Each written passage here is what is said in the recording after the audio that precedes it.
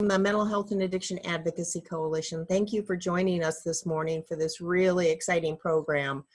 I'm going to turn it over now to Tony Coder from the Ohio Suicide Prevention Foundation, who's going to kick us off. Tony? All right. Thank you, Joan. Hopefully everybody can hear me. Wanted to welcome everybody and thank Joan England and MHAC for being a partner on this. We really are so honored to be working with Joan and her group and all of the affiliates that are within the MHAC and also all of the coalitions as well who are joining us today. So my sincerest gratitude for all that you're doing out there, especially during these difficult times. This is a little bit of a different webinar than we've had in the past, and we really thought it was important. My background, I was a lobbyist, a state lobbyist, and also did a little bit of federal lobbying. And one of the things that, one of the lowlights of my career was I lobbied against against those with developmental disabilities to get higher end wheelchairs. And we successfully were able to, basically it was a cost issue. And we successfully lobbied and got lower end wheelchairs so that it was basically a cost savings. How did we get that through? We got that through basically by, there was no voice on the other side that was lifting up those with disabilities and those who needed those valuable wheelchairs, the higher end wheelchairs. So I guess the reason that I feel this is so important is as we are facing, budget constraints and some issues around funding as we look at the next budget for the next biennium, we really need to be that voice. We need to be the voice for those who don't have a voice right now, for those who have mental illness, for those who are suicidal or who have lost someone to suicide, for those who have issues with substance use disorder. You know, this is our opportunity that we can be that voice for those in the community. And I am so glad that we are hosting this along with MHAC so that we can help you understand, what are your constraints? What are those things that you can and can't do to not get yourself in any trouble so that we can be the best voice we can at the federal, state, and local level. So again, Joan, thank you so much for hosting this with us, and we look forward to all that we learned today. Thanks so much.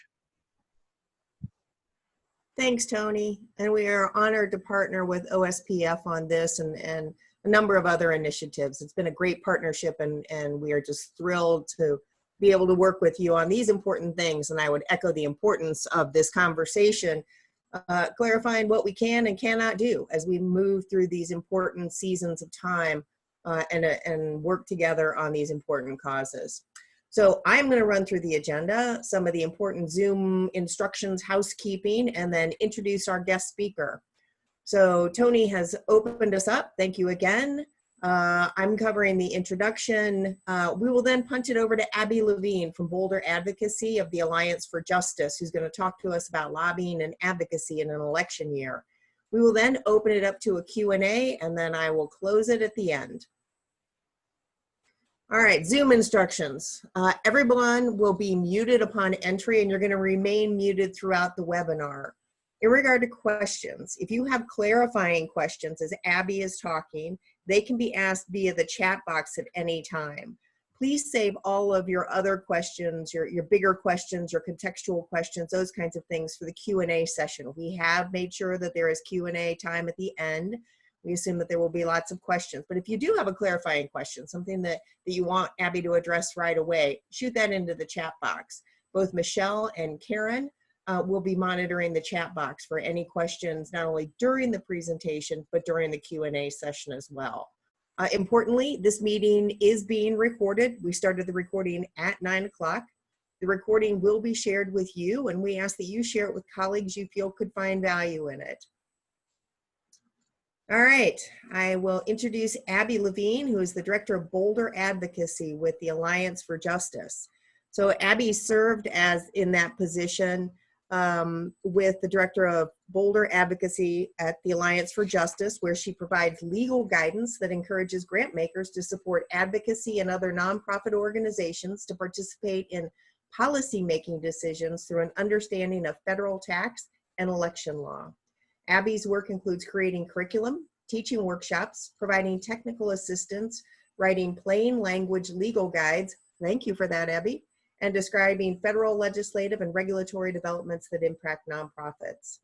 Prior to joining Alliance for Justice in 2004, Abby served as the public policy analyst at the National Council of Nonprofit Associations. At NCNA, Abby monitored and analyzed issues affecting the nonprofit sector, such as challenges to nonprofit tax exemptions and advocacy, state budget cuts, government grants streamlining, and corporate governance. Before working at NCNA, Abby was an associate in the tax department at Squire Sanders and Dempsey in Cleveland, Ohio, and proudly worked with the ACLU of Ohio.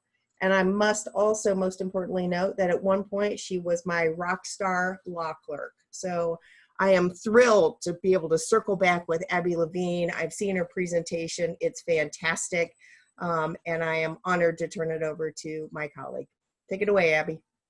Great. Thank you so much, Joan. And thank you to your team and to Tony and his team for setting this training up this morning. And I know there is so much going on in this country. It's hard to believe that COVID-19 and the economic crisis is not the top of the news right now.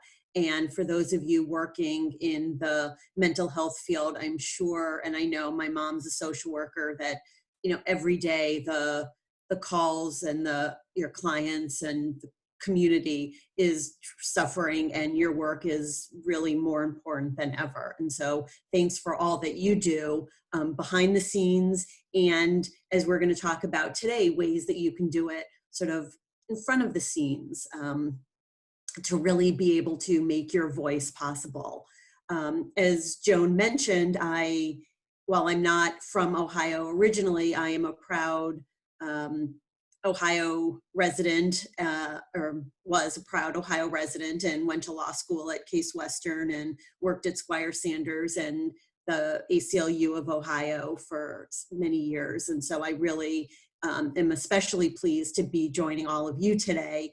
And what Joan didn't say is how much I learned and sort of started my legal career learning from her. And so this is really a privilege for me to be with you.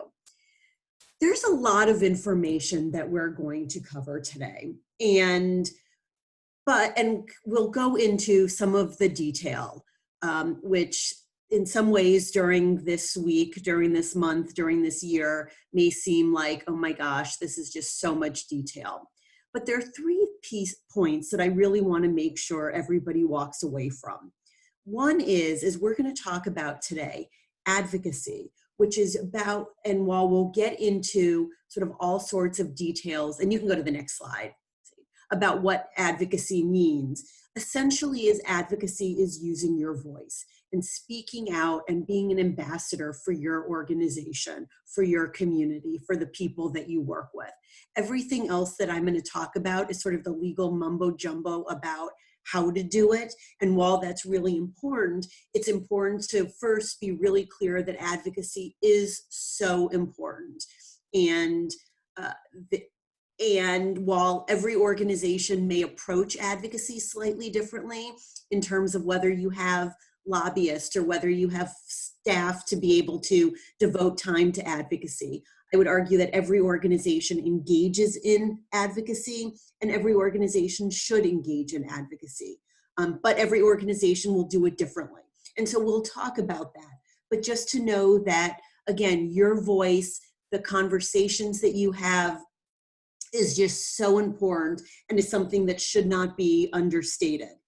Second, that advocacy, even lobbying, when we're specifically talking to legislators about legislation or criticizing elected officials is legal. Yes, there are rules about how we can go about doing it, but advocacy is legal. And unfortunately, too often in the legal world, or in the nonprofit world, there's so much fear around advocacy. There's so many myths and mystique that has developed over the years that too often it's easier for lawyers, it's easier for board members, for donors to just say, it's scary or it's complicated, don't do it. And yes, there may be rules, but it's more important, and I think it's even riskier for you to be silent and not to be out talking about what you're seeing and what you're hearing in the community. So again, know that it's legal, and we'll talk about what those rules are, but there's so much that can be done. And then third, and maybe the most important piece to leave you with today, is that we at the Bolder Advocacy Program at Alliance for Justice are here to help you do this work. While hopefully we'll have a robust conversation this morning, I know it's an hour and a half, and that's nothing. I could talk for hours or days about these advocacy rules. I promise you, I won't. I haven't had enough coffee to spend days doing that right now. But but our program in Alliance for Justice is here to support you. We'll send these slides out after, and it has my email address and our phone number, but we have a hotline where either me or somebody on my team is available every day to answer questions. That we really want to help you understand what's possible. We want you to understand where the lines are and how you can best speak out on the issues that you care about. I'll give my caveat that while I am a lawyer, we can't be your lawyer and we don't represent organizations, but we do encourage, and we talk to hundreds of groups each year, if not thousands of organizations, to answer questions and to really help strategize about how to be able to do the work that you're doing. And so again, you'll have our contact information, but know that this training is not a one-off training, that we really want to be partners and really help you do the work that is so important to you. So again, just know that if you get overwhelmed, if you think, oh my gosh, I won't remember all of this, that's okay. We don't necessarily expect you to. But it's really what we hope today, you'll walk out feeling empowered. You'll walk out feeling the place of, oh wait, I think I can do something. Maybe I should ask a question, and that you'll know and you'll have our contact information to be able to follow up with us. And that's really what today is about. So in a little bit more detail, I'm going to start by talking about the different types of nonprofit organizations and just provide a brief overview of some of the key advocacy rules.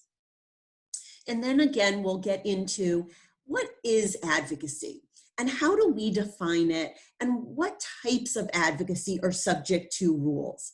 We'll then get into a deeper definition about lobbying and figuring out how much lobbying you can do and what counts as lobbying.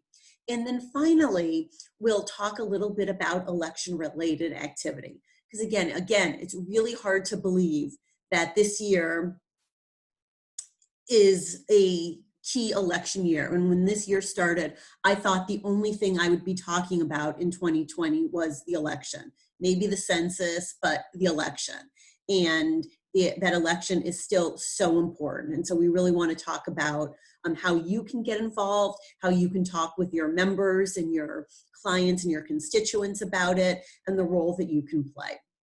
So, and again, that's a lot to cover in a short amount of time, and we do want to make sure we save a lot of time for questions, but you will have these slides, and I do encourage you to ask questions. So again, as Joan said, please put your clarifying questions in, and we'll get to those throughout the session. But then also, if a question comes up, put it in the chat box, and we'll get to it at the end of the session. So if we go to the next slide. So one of the most important things as you think about the work that you can do, and as we think about the advocacy work, is that The rules and in terms of what you can do all comes down to tax law, which seems like such a sort of bizarre or in some way sort of a misnomer of thinking about nonprofit work and why should I care about tax law. But tax law is the area of law that governs us as nonprofits, as tax-exempt organizations, so we can do our work where we don't have to pay taxes, and for most of us, where we're able to receive tax-deductible contributions. And that ability to receive those tax-deductible contributions, or for many of us to receive contributions or grants from foundations, is all about our tax status. And so most of us on this call are with 501c3 organizations, or organizations that are alternately referred to as public charities. And Alliance for Justice is a 501c3 public charity. The Mental Health and Addiction Advocacy Coalition is a 501c3. The Ohio Suicide Prevention Foundation is a 501c3 public charity. The ACLU of Ohio is a public charity. And what does that mean? Well, not only do we not have to pay federal income tax, but contributions to our organizations are tax exempt.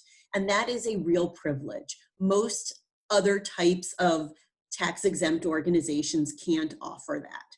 But everything has a trade-off. So just as we have this great ability to receive tax deductible contributions, we're more limited in how we can spend that money. As public charities, we can lobby, and we'll talk more about what that means, but we can lobby. There are limits to how much lobbying we can do, but frankly, those limits are quite generous, and most organizations come nowhere close to their lobbying limits.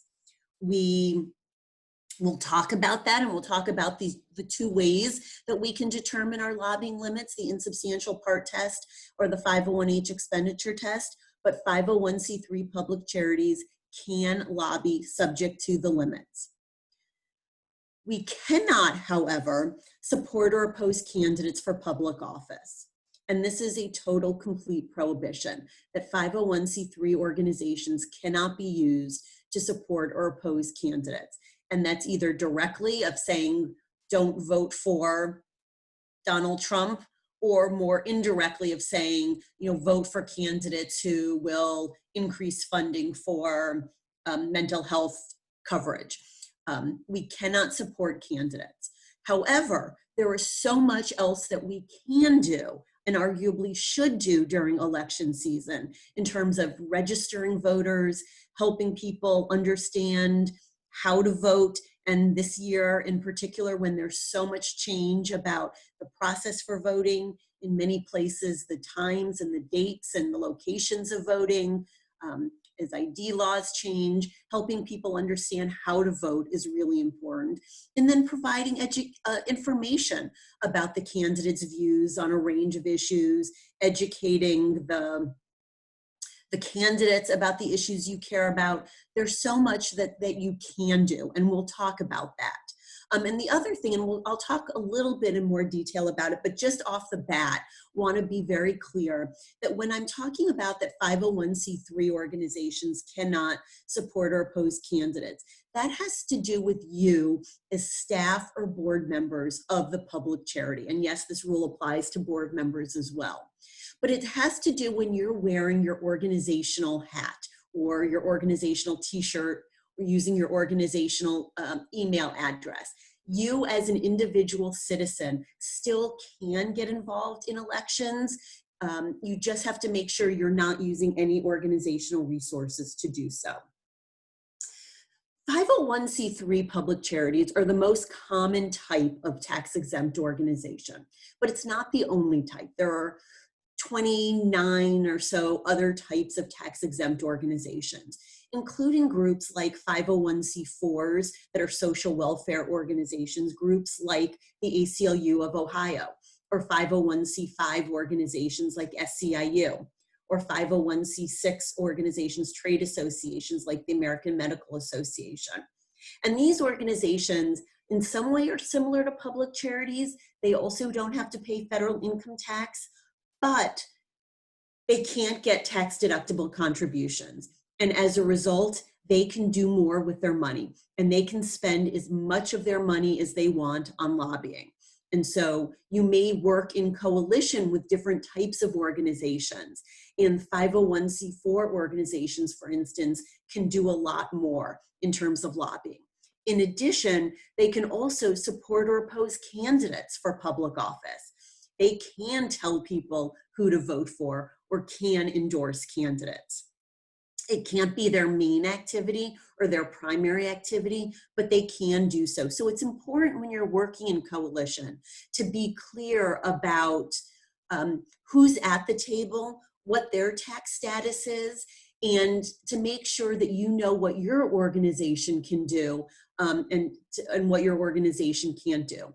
And again, to recognize that there's some organizations that have both C3 and C4 arms. And so there are people who may sort of work for both the ACLU of Ohio Foundation, that's a C3, as well as the ACLU of Ohio. And it's important for them to be clear about what hat they're wearing in terms of how you can collaborate with them. But again, so understanding what your tax status is really important. And again, when we talk about what we can do with C3s, it all comes down essentially to this chart. And it all comes down to the ability of C3s to receive these tax-deductible contributions, including the foundation grants. And that's why following these rules and making sure we're adhering to these rules is so important. And if we go to the next slide, we're going to talk and focus this morning on federal tax rules, because again, who doesn't want to talk about federal tax rules on a Thursday morning in a week with so much going on and so much really important conversations going on. But again, making sure we're complying with federal tax law allows us as organizations to keep doing the really important work that you were created to do. And often I'll ask people, who got involved in your, did you get involved in your organization because you care about tax law? Most people say no, but those are the rules that allow you to do the work that you really want to do. Federal tax law governs the ability of our organizations to lobby and says how much we can do, and also talks about the role how we can get involved in elections. But federal tax law is not the only game in town. The state of Ohio also regulates lobbying, but the state doesn't tell you how much lobbying you can do. Rather, it says if you do a certain amount, you may have to register with the state as a lobbyist, and you may need to report your lobbying. The state uses different definitions of lobbying than does the federal government. It's confusing, I know, and in many ways it's sort of the Full Employment Act for lawyers, although we hate it. But just know that today we are not focusing on the Ohio rules. If you have questions about those, feel free to let me know, reach out to Tony, reach out to Joan. But again, I just want you to know that those rules exist. In addition, as we'll talk about, if you get involved in ballot measure activity, there may be other rules that you need to know about, or for organizations that do a lot of work trying to influence Congress or trying to influence at the federal level, there are other lobby disclosure rules. But today we're really going to focus on the 501c3 rules that apply to you, again, whether you're based in Ohio, whether you're doing work in California or New York, or in just one neighborhood in Ohio. These rules apply to all of us as 501c3 organizations. And if we go to the next slide, as you saw from that first chart, 501c3 organizations are limited in lobbying and were prohibited from engaging in partisan political activity.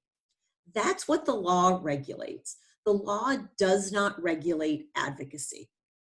Lobbying and political activity are forms of advocacy. They are types of advocacy, but not all advocacy is lobbying. And that's a really important distinction. What we're going to talk about this morning is how to tease out what fits into these boxes? The lobbying box that has yellow, the partisan political box that's highlighted in red, and what fits into these green boxes? And hopefully you can tell we're using our stoplight model, that green means go, yellow means caution, red means stop. There's so many types of advocacy that you as a 501c3 can do without having to worry about federal tax law, without having to worry about those limitations. So for instance, trainings like we're doing today, helping organizations build their advocacy capacity, may be a type of advocacy, but it's not lobbying. Building relationships with legislators may be a type of advocacy, but it's not lobbying. Doing public education, talking about the issues is a form of advocacy, but is not lobbying. Trying to influence corporate behavior or what corporations do may be a type of advocacy, but is not lobbying. So again, recognizing that lobbying is a type of advocacy, but not all advocacy is lobbying. And so there's so much that you can do. And this distinction is particularly important when you're talking to foundations, that foundations are subject to, in many cases, even more rules than we are as public charities. And in many cases, they can't make grants specifically for lobbying. So if you were to ask a program officer at the Gund Foundation to fund an effort to try to get a bill passed in the Ohio legislature, no matter how important they think that bill is, they can't make a grant specifically to fund a lobbying effort. They can still fund your organization that does lobbying, so you would want to be careful and thoughtful in your grant report where you don't just, or in your proposal, where you don't just ask for money for lobbying, but rather you talk about advocacy work that you're going to be doing. And again, I can talk much more and answer questions about that. We have a lot of resources on our website about how to talk to foundations, but too often we see groups using lobbying as a shorthand to cover all of the advocacy that you may be doing. And you might think that just makes it easy, but in many cases that may make it harder for foundations to support the really important and valuable work that you're doing. So again, being clear about language is really important. And federal tax law, again, doesn't regulate advocacy. It regulates lobbying and partisan political activity.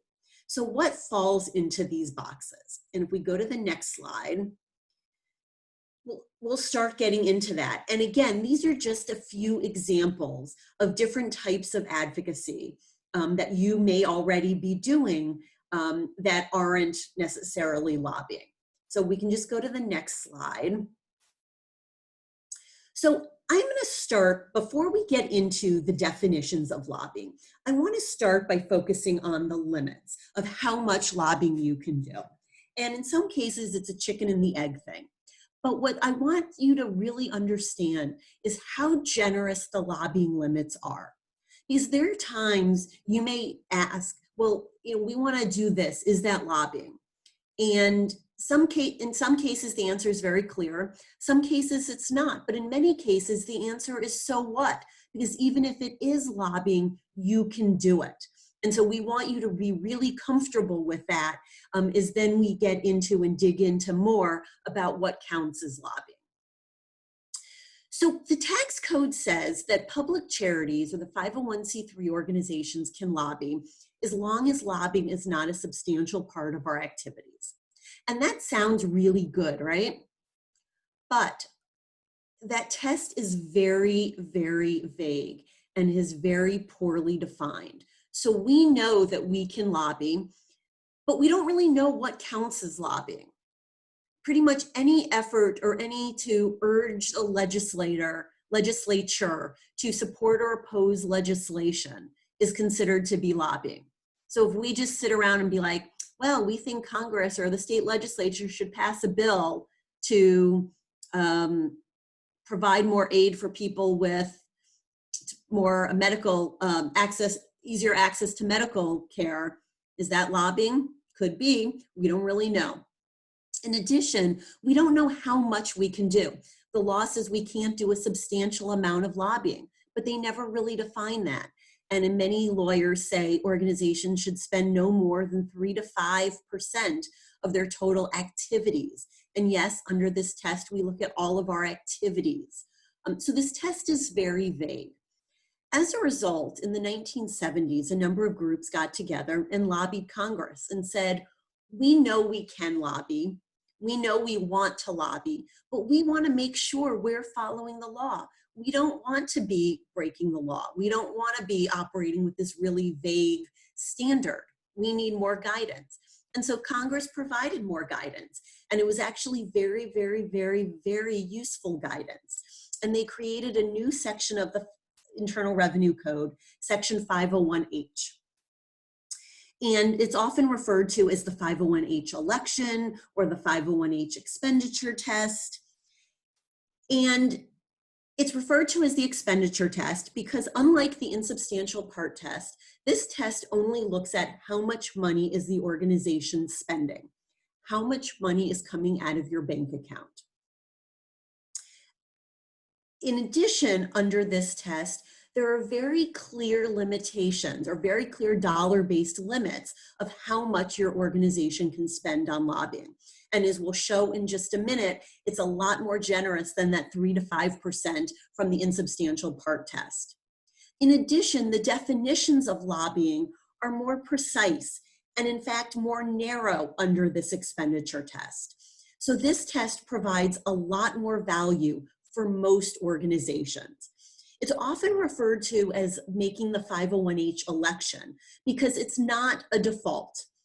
If you become a 501c3 public charity, you're automatically subject to this insubstantial part test, unless and until you tell the IRS, we want to use this 501H expenditure test. And you do that by electing to use that test. So we're not talking about candidate elections. We're not talking about anything you do with the ballot box. It's checking a box on a form and sending it in. I know that may seem very anticlimactic, and it's one of the easiest IRS forms that has ever been created. And you only have to fill it out once. And you actually have, if you have not filled it out this year, and after this webinar you decide you want to, that's great. And you actually have until the end of your tax year to file it. So if your organization operates on a calendar year, you actually can wait, you actually can file it on December 31st and have it be retroactive to January 1st. Or if you're on a June 30th fiscal year, you have until the end of this month for it to be retroactive for the fiscal year. And again, we have lots more information on our website about the 501H election. It's one of my favorite topics, makes me really popular at parties, but luckily I don't go to parties anymore. So, but it's really valuable. And we recommend that most organizations use the 501H expenditure test. And that is what that green arrow is there to show. And if we go to the next slide, this is the formula for how much organizations can spend on lobbying under this 501H expenditure test. We look at what our organization's annual expenditures. That's how much money is going out the door. It's not how much you raise, it's how much is going out the door. And then you look at what are your total expenditures, and you go to the line and apply this formula. And as you can see, for many organizations, what is that lobbying limit? It's not 3 to 5% of our activities. It may be up to 20% of our total spending, how much money you're spending. And you can see the percentage goes down a little bit as the size of the organization increases, up to this $1 million cap. So some really large organizations may find that $1 million is limiting. I wish you all get to that point where $1 million is, an insubstantial part of your activities. And that's why some really large organizations don't use the 501H expenditure test. But for most of the rest of us, I really encourage you to look at it. And for those of you who don't like doing math, we actually have a spreadsheet on our website where you can pop in your annual expenditures and it'll tell you what your lobbying limit is. And in fact, there are two lobbying limits that we need to pay attention to under the 501H expenditure test. There's our overall lobbying limit of how much we can spend, and then there's what's called our grassroots lobbying limit. For reasons that make no sense whatsoever, when Congress passed this law, they said that an organization can spend all of its lobbying limit to lobby legislatures, to have their staff lobby legislatures, or to hire outside lobbyists to do so. But organizations can't spend more than 25% of their lobbying limit, or a quarter of their lobbying cap, for grassroots lobbying. And what is grassroots lobbying? It's urging the public to contact legislators. You can use your imagination of why you think those limits may be there, but that's the law that we have to deal with. So when we think about what's lobbying, it's important for us to think about both what's direct lobbying, what's grassroots lobbying, and that we do have to track our lobbying in both of those categories to make sure we're staying within our lobbying limits. Now, again, most organizations come nowhere close to these lobbying limits, and there are several reasons for that. One is that many organizations provide, their purpose is, while you may do some advocacy, again, a lot of the advocacy may not constitute lobbying because the definition of lobbying is so narrow. Two, your organization may do a lot of other activities and provide other services other than advocacy. So providing direct services, for instance. The third, and so you may not, again, come close to these lobbying limits. The other piece that's really important is that these are the limits that Congress says you can spend, but it requires having unrestricted funds that you can spend. So let's say your lobbying limit is $50,000. That requires you to have $50,000 of unrestricted funds. Some of you may get government grants or contracts. Government money cannot be spent on lobbying. So you would need to make sure you have $50,000 of money that doesn't come from government grants or contracts. That money needs to come from fee-for-service, individual contributions, grants. But then we also have to look at our grants. Unfortunately, too many foundations, when they make grants, are overly restrictive. And unfortunately, too many funders will put in grant agreements language that says you can't use this money for lobbying. And that is a contractual agreement between you and the funder. And that prohibition takes precedence over this. So even though, again, Congress may say you can spend $50,000 on lobbying, you need to make sure you have those $50,000 in unrestricted funds. And if you're not sure whether your grant agreement allows you to lobby or not, call us and we're happy to walk through those with you. Sometimes funders will put language in that talk about lobbying, but don't actually restrict lobbying. If you're not sure, call us. If you want suggestions of how to talk to your funders about it, call us. If you want us to talk to your funders about it, call us. We really want to help you, and I spend a lot of my time talking with funders about why that language can be so restrictive and how it really prevents them from leveraging their funds and really dampers the work of you as their grantees. So again, let us know. So again, we can lobby. So now let's get into what lobbying is, now that you know what these limits are.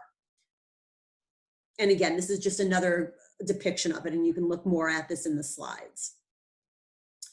So what is lobbying under the 501H election? And I'm going to spend the time talking about the definitions under the 501H election, because under the insubstantial part test, we really don't know, and it's much more broad.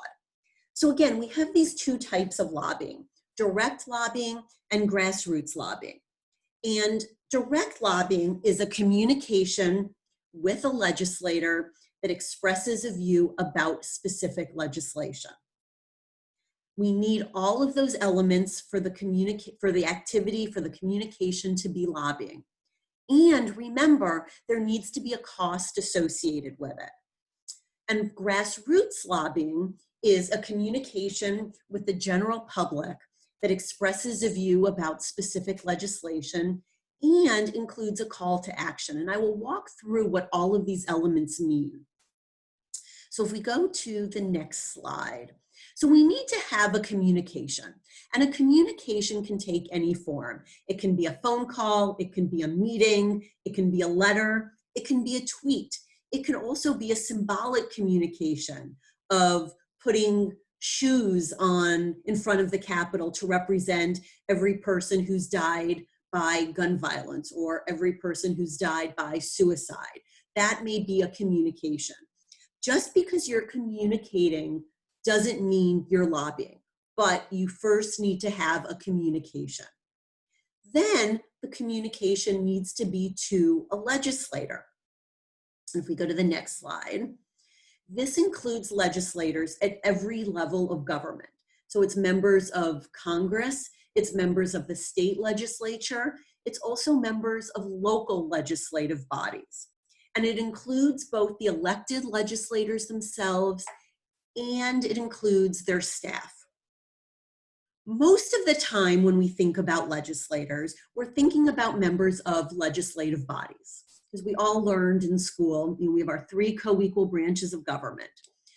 But the way Congress defined legislator was a bit broader. It defines a legislator as any government official who participates in the formulation of legislation. Most of the time, that's legislators, but at times it can include members of the executive branch.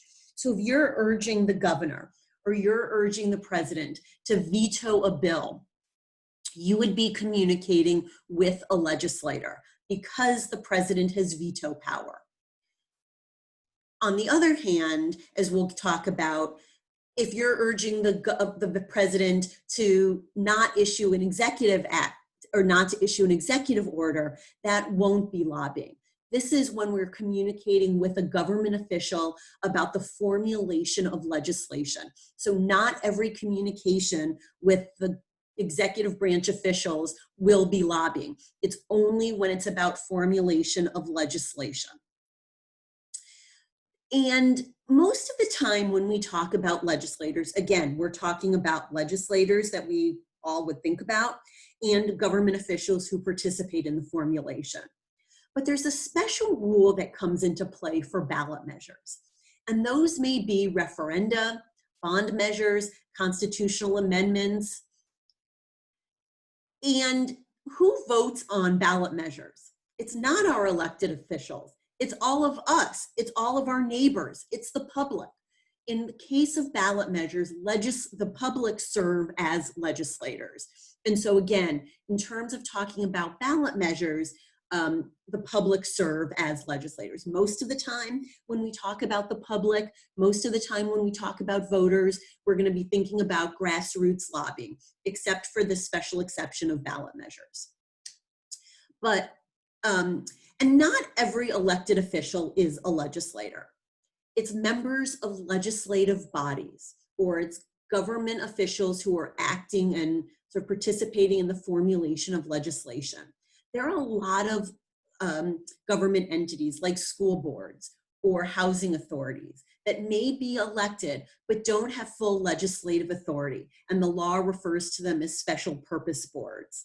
And these members of these boards are not lobbying. So urging school board members to change curriculum is not considered to be lobbying. So again, another instance of much of the policy work that you may be doing may not meet the definition of lobbying at all. So if we go to the next slide. So again, it's not enough. So we need to have a communication with a legislator, but simply communicating with a legislator is not enough to be lobbying. We also need to be expressing a view about specific legislation. And what is specific legislation? It's a bill that's been introduced. But if we look at the next slide, it can be more than that as well. Just because a bill has not yet been introduced doesn't mean you can't be lobbying. If you are urging a legislator to introduce a bill, that may be lobbying. If you've drafted a bill and you're trying to find a sponsor, that is lobbying.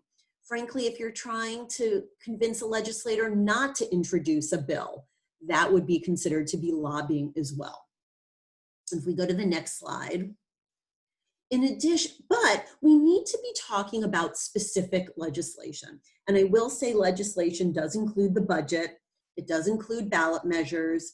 It does include nominations that need, or nominees that need to be confirmed by the Senate. So for instance, my organization at Alliance for Justice, we do a lot of work on judicial nominations. And right now have a number of asks out and have been spending a lot of time urging Congress or urging the Senate not to vote for, not to appoint or approve the nominee, confirm the nomination, that's the word that I want, of Justin Walker to the federal bench. That is considered to be lobbying because a nomination is a piece of specific legislation. But it's not enough to be talking about legislation. We need to be talking about specific legislation. So weighing in on this Ohio bill to increase in-network care for mental health and addiction treatment would be lobbying. You're weighing in with legislators about a specific bill. But if we go to the next slide, if you're going and meeting with legislators and talking about the importance of improving access to mental health treatment, that's not specific legislation. It could be turned into specific legislation, but right now, just talking about the issue and the need to improve mental health services is not lobbying, because improving mental health services can be done in a lot of different ways. It may be through legislation, but even then, what would the legislation look like? It could also be done through trying to change insurance companies and the way they act. It could be trying to work with the Department of Health and change their policies and procedures. So there's a big difference between communicating with legislators about specific legislation and talking to legislators about issues that you care about. And too often I talk to nonprofits where they're like, well, if we're not lobbying, if we're not talking about specific legislation, does it matter? And yes, that education that you do, the talking about issues is really, really important, because legislators can't solve problems that they don't know exist. And so again, this is a good example of very often organizations may have Capitol Hill days where you go and you bring your members or constituents or families to the Capitol to talk to legislators. And it may be that you may be going to talk about specific legislation where it may be a true lobby day, but very often it's more about raising awareness and having families share their stories and their struggles and what they would find really helpful. And that's not considered lobbying at all. So again, it's really important that it's not only are we communicating with a legislator, but are we communicating with a legislator about specific legislation? And again, there needs to be a cost. Because if you go and meet if Joan, as the executive director of the coalition, goes and meets with a legislator to talk about a particular bill, she would have to count her staff time, because the organization would need to count a portion of her salary. On the other hand, if a board member went, and the rules are different for lobbying versus election activity, where for a lobbying, it's only how much money the organization is spending. So if a board member of the coalition goes and meets with a legislator and drives themselves maybe from Cleveland to Columbus and has that meeting, and even if they say, I'm here on behalf of the coalition, if the organization didn't pay any of their expenses, it technically may be the organization lobbied, but there was no expense against the organization's lobbying limit. And so again, this 501H expenditure test is really useful for organizations that use a lot of volunteers, that have a lot of the advocacy work done by board members. Now again, when we're talking about what counts as lobbying, we're thinking about, it needs to be specific legislation that a legislature can act on. A lot of policy change is made, and a lot of the really, really important policy change that affects people's lives every day is done not through legislation. It's done through regulation. It's done through rulemakings, things that seem really mundane, but that in many cases is where the real change happens. And working to change regulations, working with an agency on their internal policy is not lobbying. Seeking executive orders or executive action or trying to stop executive action is not lobbying. Seeking enforcement of existing law is not lobbying.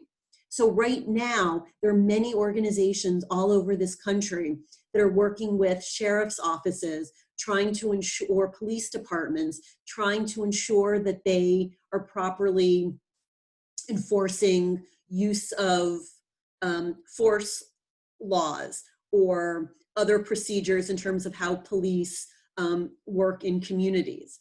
That is not lobbying. On the other hand, if an organization wants the city council to change the law, to change how how police can operate, then that may be lobbying. But enforcement of existing laws, not lobbying. And litigation is not lobbying. So again, a lot of the policy work that organizations do that's super, super, super important is not considered to be lobbying, because we're not even talking about specific legislation. So if we go to the next slide, so we just talked about direct lobbying, where it's a communication to a legislator that expresses a view about specific legislation. And again, there's an expense associated with it. Many times our organizations will use staff, will use the board, will go sort of directly to legislators. But a lot of times your communications won't be to the legislators. Rather, you want to put something up on your organization's website, or maybe you're going to talk to the media, or maybe you're going to host a town hall meeting. Those kinds of communications will be communications to the public. And as a result, they will fall into the grassroots lobbying category. And we then have to analyze, well, do we have all of the elements to make a communication be grassroots lobbying? And you'll see that some of these elements are the same. So there still needs to be a communication. It still needs to express a view about specific legislation. But now the audience is different. So again, now we're talking to the general public, except in the ballot measure case that goes back to direct lobbying. But we're communicating to the general public. But simply communicating to the general public about expressing a view about specific legislation is not enough to be lobbying. As you can see, there is this fourth element. There needs to be a call to action. So what does that mean? So remember that bill that we just talked about, wanting Ohio, the bill to increase access to mental health treatment in Ohio? Well, let's say Tony and the Suicide Prevention, Ohio Suicide Prevention Foundation wrote an op-ed in the newspaper and talked about why we need more treatment for mental health, for people dealing with mental health issues, but then went a step further and said, and it would be great if the bill that's pending in the legislature were passed that would actually provide increased access to treatment. Would that be lobbying? If he had that communication directly with the legislator, yes. But now it's a communication to the general public. So even though he has expressed a view about specific legislation, we have to look and see, is there a call to action? And if we go to the next slide, we will see that a call to action is very narrowly defined. And you can just click through. There should be 4 things that pop up. There are 4 very specific types of calls to action. Simply saying get involved, or you need to take action, isn't a call to action in this legal sense. What is a call to action? It's saying call your legislators and tell them to support this bill, or write your legislators. It doesn't matter what verb you put in, but it's telling a direct plea to contact legislators.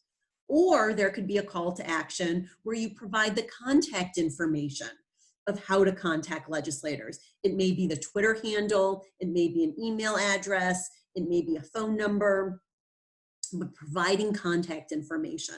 The third type of call to action is one that we see a lot more often, sort of the call to action form on a website, where somebody just populates their information and a letter is automatically generated, or sort of a robocall where you just say where you live and a phone, and you're directly connected to the switchboard. That would be providing a mechanism. The fourth type of call to action is a little bit more direct. You're not directly telling people or helping facilitate the communication, but rather you're communicating legislators who are undecided on how they're going to vote, or they've said they're in opposition to how you want them to vote. And so identifying those folks is also considered an indirect call to action. And if you don't have one of these 4 calls to action, your communication is not lobbying. So again, this is a way that you can very easily and sometimes unknowingly turn a communication from lobbying into non-lobbying or vice versa. So let's look at an example. And again, when we're thinking about this, we need to think about that there needs to be a cost as well.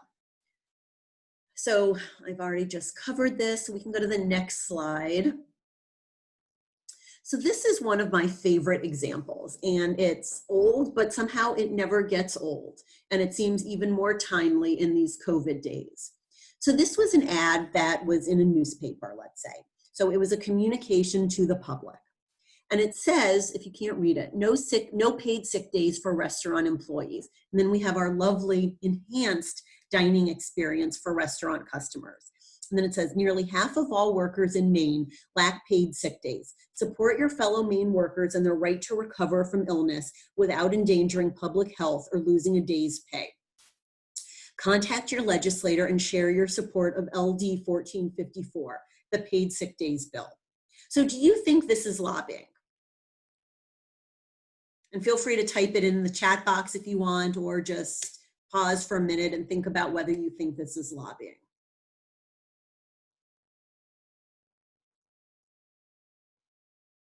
So I see a few yeses. Yes, this is classic grassroots lobbying. It's a communication with the public. It's expressing a view about specific legislation, the paid sick days bill, or LD 1454, and there's a call to action. In fact, there's several calls to action. Or no, it says, or it says contact your legislator. So this is classic grassroots lobbying. Let's look at another ad that's in the same series. Here it says, she'll be your server tonight and she's pretty sure it's contagious. Nearly half of all workers in Maine lack paid sick days and are forced to work through their illnesses in order to pay their bills. Support LD 1454, the paid sick days bill. Now, what do you think about this one? Is this grassroots lobbying?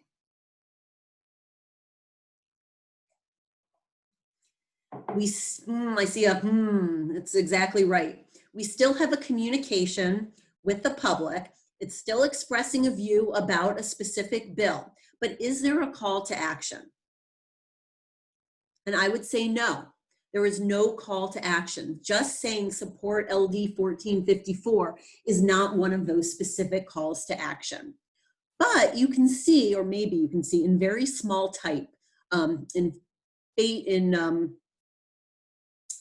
grayed out text, you can see that there's a website, and this is part of my favorite piece of this whole ad campaign, but they have a website, mainsneezes.org.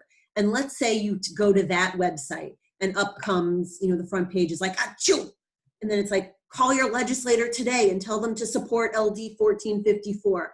Because this ad is directly linking to a call to action, that call to action will be attributed back to this. But just looking at this ad from the 4 corners of this ad by itself, this ad would not be grassroots lobbying. Now, some people would say, I'm not comfortable with that. This seems a little close. There is never a harm in over-counting something if you have the money that you can spend. So if you would want to count it as lobbying, and that's again why we talked about those lobbying limits, that you might, could spend a lot of time and sometimes a lot of money talking to your lawyer with a particular communication saying, is this lobbying, is it not?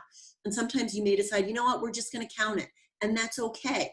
But it's, again, also important to think about how much did you spend on this? If you hired an outside communications firm and paid them a lot of money to design this ad, and then you paid a lot of money for billboards or for an ad in the paper, all of those costs will count. If you count it as grassroots lobbying, will count. On the other hand, if you have an unpaid volunteer design this ad for you and somebody donated ad space for you to run it, in that case, under the 501H election, you only have to count what you're paying for. And so maybe some staff time meeting with the volunteer, but you don't have to count the in-kind contributions. So again, under the 501H expenditure test, we're looking at, one, does this meet the definition of lobbying? But two, how much are we spending? And if you're not sure whether something's lobbying, call us. If you're working on something and you want and say, you know what, our funder doesn't want us to spend our money on lobbying, how can we still communicate? Let us know. So just in the interest of time, I want to just keep moving. And there are a few exceptions built into the definitions of law, into the tax code, of activity or communications that technically meet all of the definitions, but are not considered to be lobbying. And we'll send out, when we send the slide, some more information about this. But for instance, there are ways you can put out reports that talk about the pros and cons of particular legislation, where you won't have to count it as lobbying. Or if a legislative body asks for your testimony or your advice, it won't count as lobbying. So again, just keep in mind that when we talk about what's lobbying, it's very quick, we can very quickly narrow it down to communicating with a legislator about specific legislation, but know that there are some carve-outs. And so, again, feel free to let us know whether those may take effect. So moving on, I want to talk about election year, because yes, we are in an election year. And as I said at the very beginning, 501c3 organizations, although we cannot support or oppose candidates, we can be, and arguably should be, active participants in the process. So what does that look like? So if we go to the next slide, there is a lot that we can do as 501c3 organizations. We can support or oppose ballot measures. Again, ballot measure activity is treated as lobbying. We can engage in issue advocacy. Basically, lobbying are all of those types of advocacy that don't meet the narrow definition of lobbying. We can seek to educate candidates about the issues that we care about. We can engage in voter registration, get out the vote activities. We can do voter protection activities. We can educate voters. And again, in your individual capacity, you can engage in more partisan political activity. So let's walk through what some of these activities mean. So if we go to the next slide, again, as a 501c3 organization, even though you can't support or oppose candidates, you can support ballot measures. It's considered to be lobbying, direct lobbying for federal tax law purposes, but you can do it. Even though people vote on the ballot measure on the same ballot as they do candidates, you still can support or oppose ballot measures. The states regulate ballot measures under the campaign finance laws. And so again, depending on how much you do, you may need to register or disclose certain activities, but feel free to reach out if you have questions and we can talk more about that.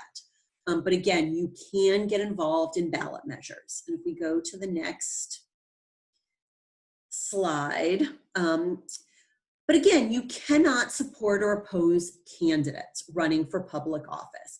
And we often talk about how and it's amazing how when I created this slide, or one of my colleagues created this slide not too long ago, how many more candidates there were than there are now. But we often talk about that 501c3 organizations need to be nonpartisan. And that is true, but that is really a shortcut. While we can't support a particular party, it's not enough to be nonpartisan.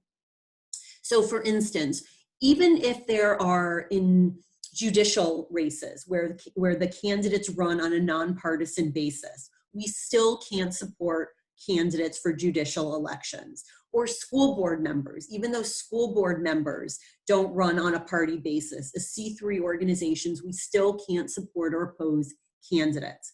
So sometimes people will say, well, we don't care what party someone's from as long as they support immigration reform or as long as they support gun control measures. Again, as a C3, it's not enough just to be nonpartisan. We can't support or oppose candidates. And again, in this case, it's not about spending money. Yes, if we're spending money supporting or opposing a candidate, that's considered to be doing so, and that's impermissible. But even if you sign on to a letter that's not, or a board member writes something and signs it, chair of the board of the Ohio Suicide Prevention Foundation, even if Tony didn't know about it, if it's done in the name of the organization, that could be seen as the organization supporting or opposing candidates. So this rule applies to everybody, and to no matter how expensive or less or non-expensive the activity is. And if we go to the next slide, unfortunately, in many cases, so we know that organizations can't support or oppose candidates, but we also know that public charities can do so much in terms of election activity. But a lot of the stuff that you actually want to do sort of falls into this area where there's not a lot of clear guidance. The IRS has provided guidance over the years in terms of very specific fact patterns. And in many cases, those fact patterns don't govern sort of the way organizations want to host candidate forums, for instance, or the fact patterns that the IRS has ruled on don't really go into the internet or social media. So in many cases, when you ask, well, can we do this? My answer, my colleague's answer, other lawyers will be, well, it depends. And it's because we need to know more. And I know it can be very frustrating for you to hear that, but in many cases, there is no clear answer. And if we go to the next slide, the reason is because the IRS uses a series of facts and circumstances. They essentially use a smell test to determine whether a communication, whether an activity looks like it's trying to support or oppose candidates, or trying to intervene in an election, or whether it's not. And unfortunately, there is no magic formula when we look at these facts and circumstances. So it's not like we have 5 good facts and 2 bad facts. It's a mix. And so as you look at the list of factors in front of you, and some of the factors that tend to illustrate that a communication is more likely to be political or more likely to be supporting or opposing a candidate versus the non-political factors is what goes into the mix. So are you referring to because somebody is a candidate, are you referring to them as a candidate, or are you referring to them as an elected official? Are you comparing candidates' views on an issue? Is it an issue that your organization has a long history of talking about? Or what is the motivation for your comment? Or was a bill just introduced? Did a legislator just say something? Did the governor just issue something? Or are you weighing in on something that a candidate said? So we'll go through and look at some of the ways that these facts and circumstances come into play. And what's important is that every organization needs to figure out for themselves what their risk tolerance is. And so different organizations, different lawyers, different funders have very different risk tolerances. And so you may ask, even in our office, we may come down in different ways.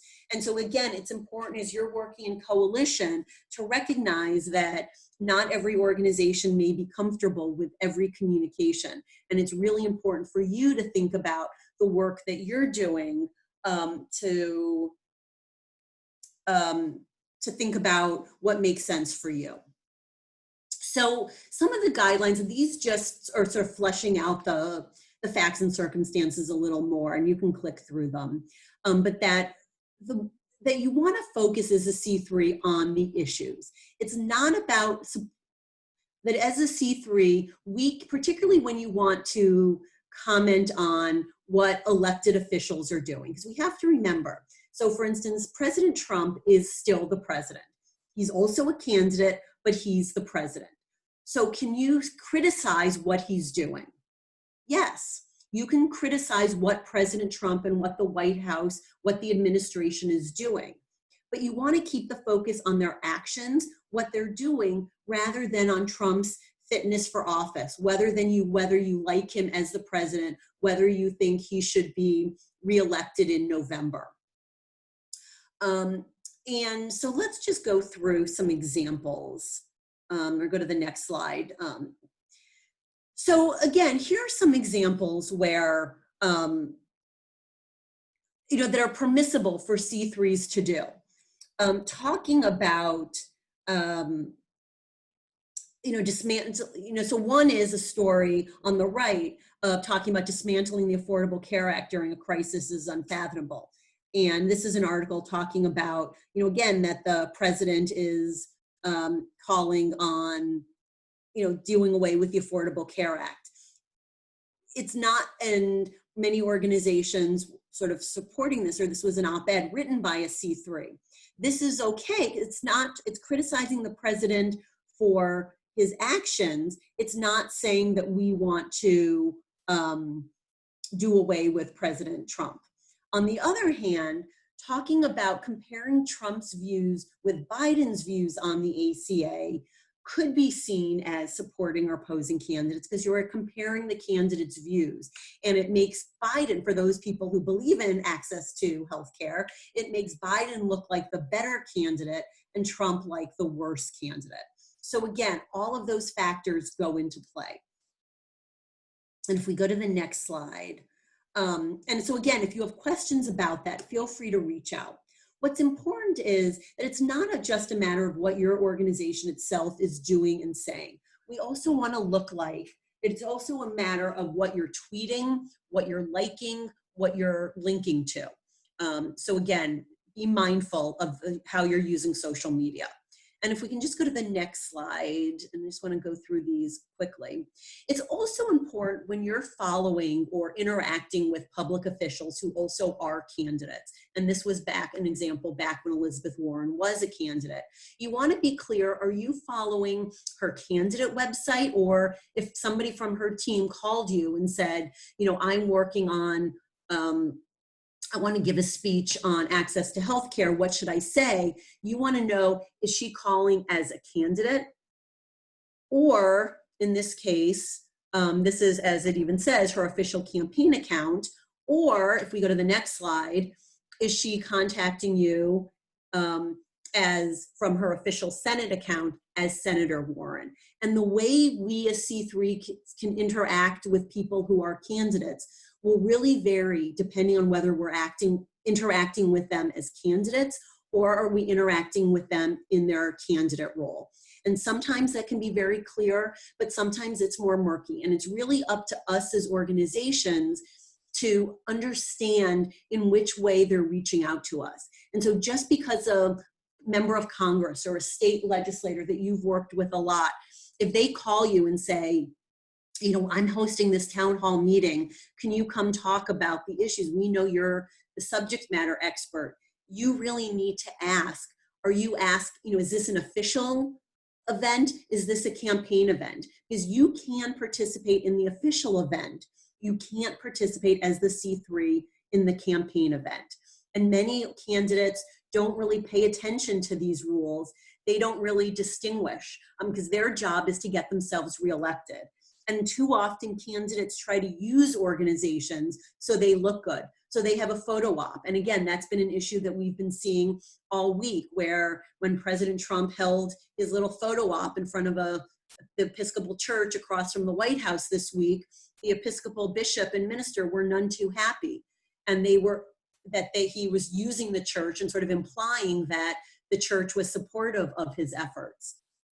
And so again, thinking about how we could, and they were able to publicly criticize him for holding that photo op in front of their church, and they could do that. What they couldn't do was say, so we need a president who, would not use religion for his own self-serving purposes. We need to get Trump out of office. So again, those contexts really matter. And these are the kinds of rules, and if we go through the next slide, that while you want to be careful how you're interacting with candidates, you can provide information to candidates because you want them to know about and care about the issues. You can provide briefing materials to all the candidates. What you don't want to become, however, is a member of or an aide or a consultant to them. So if they call you and ask you for information, you can provide publicly available information. You don't want to be creating information specifically for candidates. And again, if you have questions about that, just ask. You can also host campaign events, and I realize that I probably talked too long about lobbying, and so I apologize.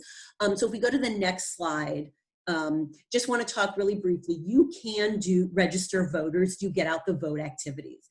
Again, the goal is to encourage people to exercise their rights to vote. If we go to the next slide, it can't be because you want people to vote for particular candidates. So you can't target your GOTV or voter registration based on how you think people will vote.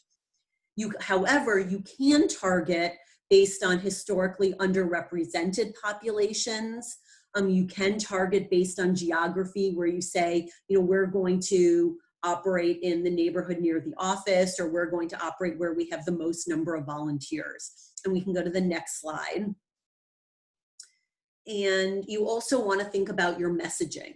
As a 501c3, we can't suggest what the right position is. And unfortunately, too often, the issues that we care about are seen as have become wedge issues. So sadly, even saying let's end fracking in our community, register to vote, could be seen as showing support for a particular candidate.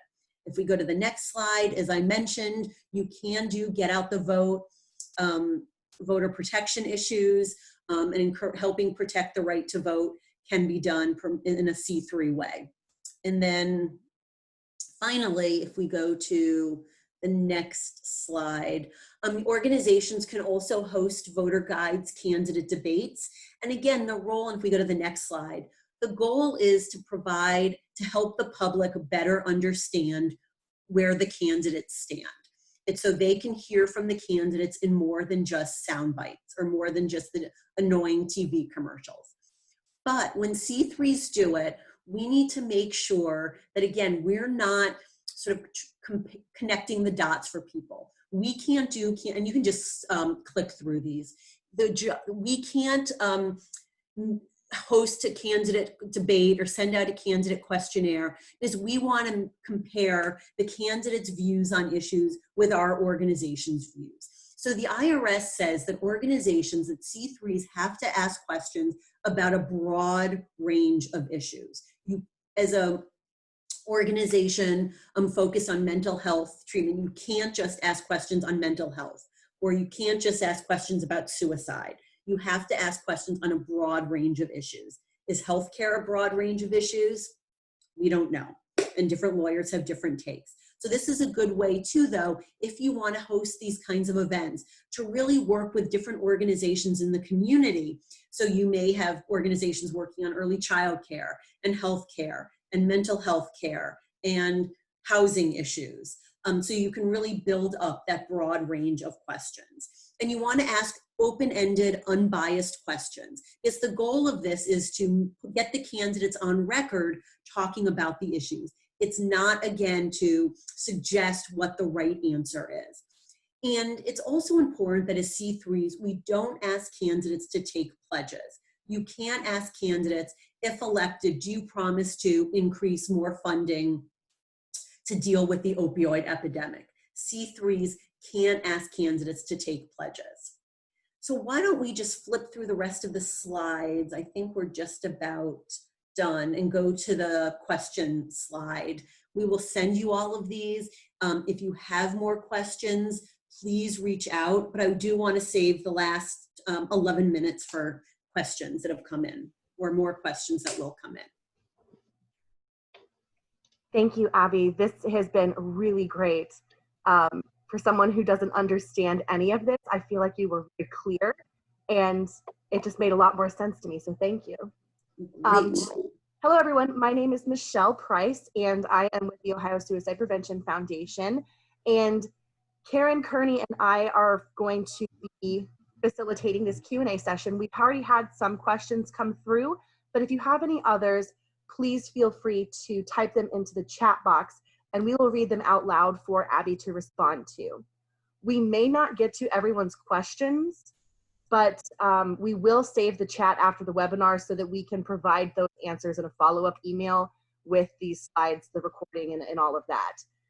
So Abby, the first question we have was from Mike from kind of the beginning of the presentation, and he said, we are a C Corp.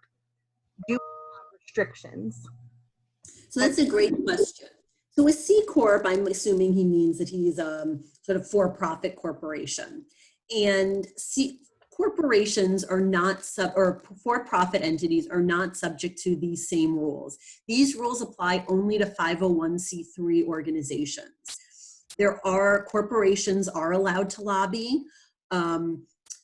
There are certain issues in terms of raising money for lobbying, or that contribute, you wouldn't be able to give a tax deduction to someone who gives money to you for lobbying. You definitely may, depending on how much you're doing. The state rules apply to everybody. They don't care whether you're a C3 or a C4. They may apply, but these limitations on how much lobbying don't apply. The other thing that I'll say about a C corporation is that for-profit entities, in fact, all corporations are subject to campaign finance laws. And so they may not be subject to the IRS rules that say C3s can't support or oppose candidates, but federal and state campaign finance law do allow corporations to get involved in elections, but have very specific rules on how they can do so. So as a C corporation, it's important for you to be mindful of state and federal campaign finance law if you want to get involved in campaigns or political elections. Thanks, Abby. And we had another question from Margie. Her question was, I work for a 501c3. How does one measure the cost of an email advocacy alert sent out to the community? We are a larger 10 million plus nonprofit that helps to provide, if that helps to provide context. If staff at the 501c3 are interested in lobbying on a specific topic, does it matter if they do so from their work or personal account, or does it count in the same way? So two really good questions. So let me start with the first one, sort of how do you track this? When I first started doing this work many moons ago, we would talk about, well, how many pages of the website are there? Or, how many what percentage of emails did you send out? There's no clear way we don't really do that anymore. No one really looks at web pages. There's no right way to track the expenditures. The IRS has made clear that organizations need to track their lobbying, need to track direct and grassroots lobbying, and that includes and needs to make a good faith effort to do so, and needs to have a reasonable system to do so. And essentially, when we think about record keeping, we think about direct costs. So if you were to hire or pay for an ad in the newspaper that's grassroots lobbying, that's a direct cost. We look at staff time, because for lobbying, we do have to take into consideration the staff time against our lobbying limits. And then we can look at indirect costs. And those are things like rent or office supplies. Most people don't have a pen that they use for lobbying and a pen that they use for non-lobbying, or you don't have your lobbying computer or your non-lobbying computer. And in many cases, you don't have an email that's used for lobbying or non-lobbying. If an organization has software that you use only for lobbying purposes, that would then be a direct cost that would count as lobbying. But otherwise, for many organizations, for us, for instance, we treat look at emails or our website through overhead. So rather than looking at how many emails did we send out, when somebody's writing an email that's lobbying, they'll track that time directly. And we use timesheets, and they'll track the time of writing it. And we track all of our time for lobbying. And then at the end of the month, we'll look at our timesheets and say how much staff time was spent this month on lobbying. And maybe we'll say 7%. And in that case, we'll take 7% of overhead, which will include the amount we pay for our email, the amount we pay for the web server, for all of those kinds of things. And so that's one way to do it. We have a publication called Keeping Track that I'll send out the link to as well, that talks about other methods of tracking expenses. There's no one right way to do it, but that's one way and sort of an easy way. And it's important for organizations to come up with a system that works for you, that's reasonable, but not something that's so, but you don't have to worry about something that's so precise, that's so cumbersome that no one's ever going to follow.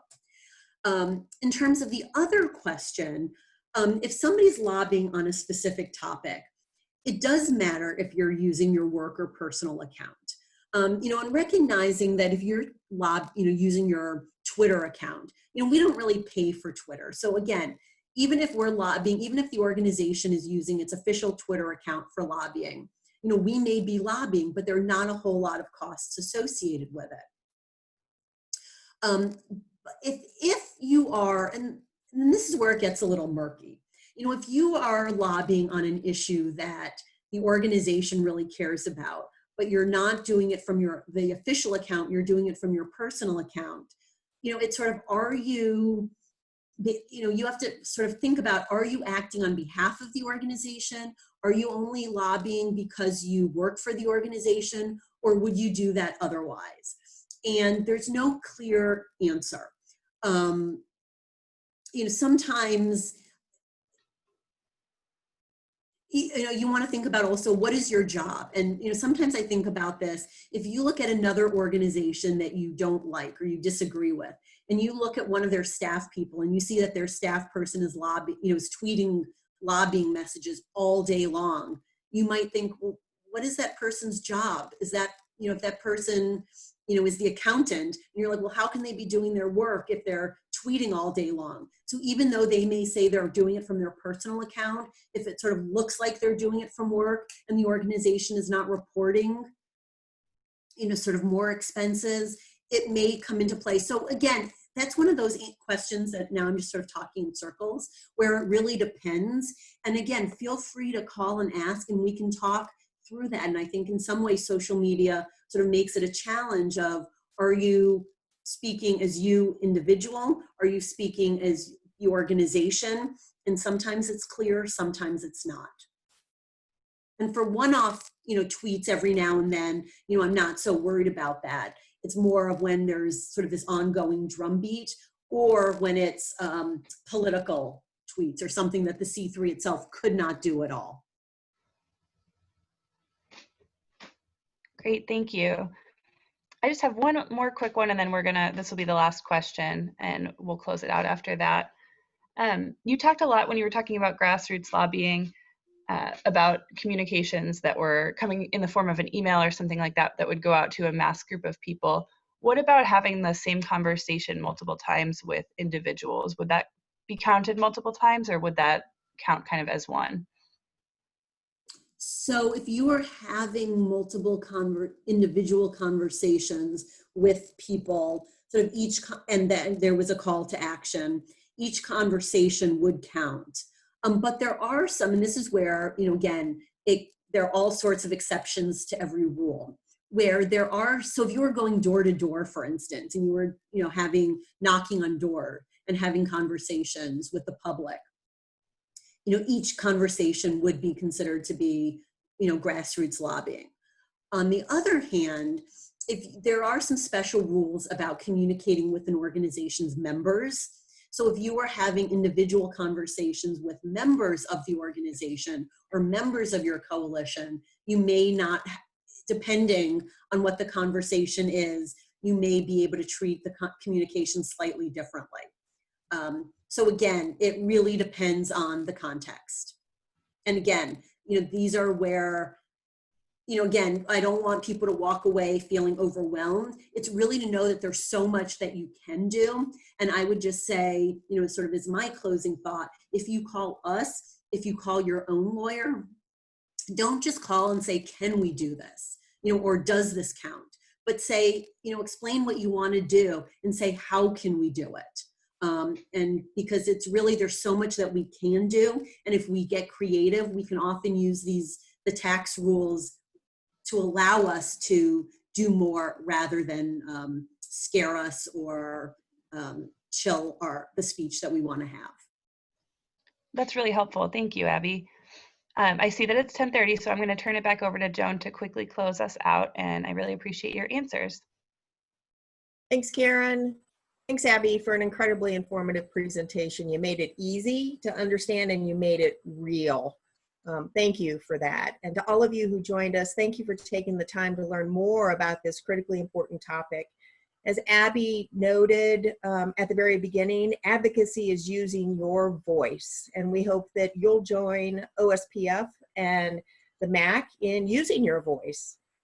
Be on the lookout for the recording. We'll send it out to everyone. You can share it with others. I intend to rewatch it again to delve into some of the nuances and really take another look at it. So take good care, everybody. Be on the lookout for the email. Take good care, and thank you. Bye.